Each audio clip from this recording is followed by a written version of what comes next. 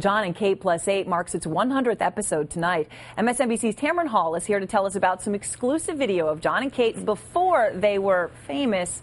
Good morning, Tamron. Good morning, Aaron. Well, the footage was shot in 2004, the year the sextuplets were born, including touching pictures of Kate, Jon, the twins, and those newborn babies, depicting one big happy family.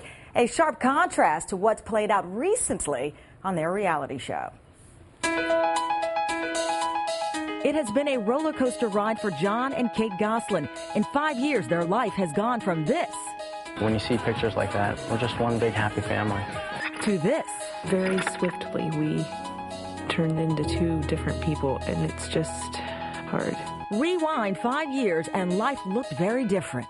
I had a scare that I was losing them, and I landed Christmas Eve morning in the hospital at Hershey Med. They thought I was miscarrying.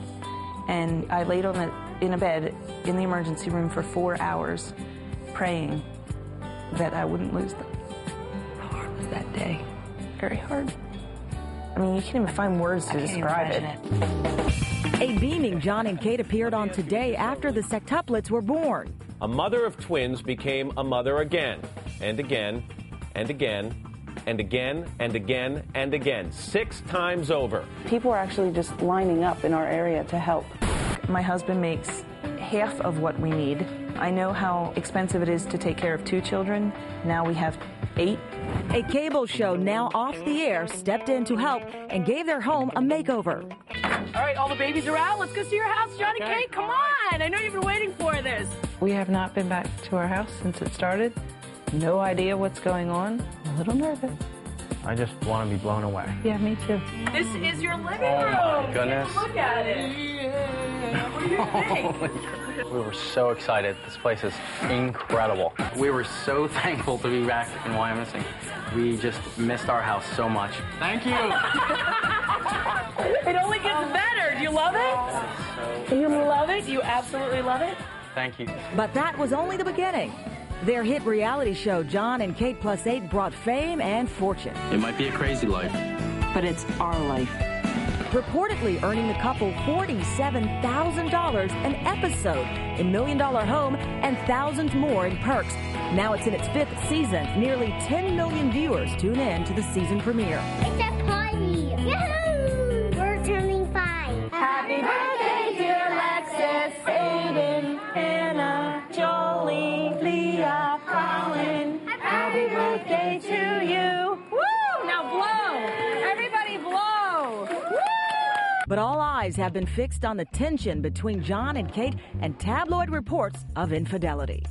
I remember thinking this possibly could be maybe, I don't know, our last family picture.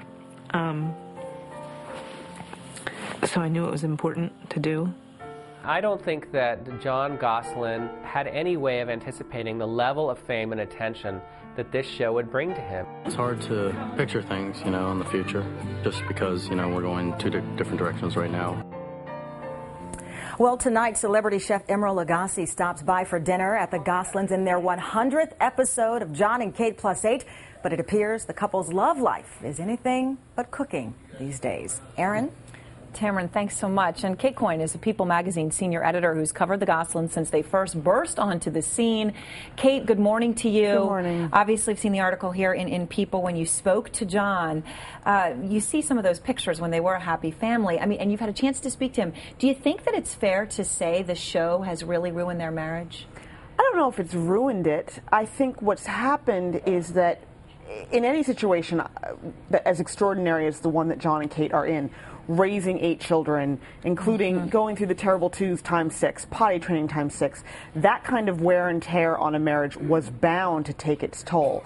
But I think the amplification and the magnification of seeing this all play out on TV is really what's been most heartbreaking. And it's made it feel like this is a disaster, when in fact this may have been happening no matter what. And you know one thing, which is that obviously the financial difficulties of going from 2 children and all of a sudden you have so many more, that perhaps the show in some senses made things better because it gave them that financial stability. Absolutely. I mean, there's a very good chance that if it weren't for the show, the story that we wouldn't be hearing about is of Jon and Kate Gosselin, a Pennsylvania couple with 8 kids, barely making ends meet, and splitting up because of money problems.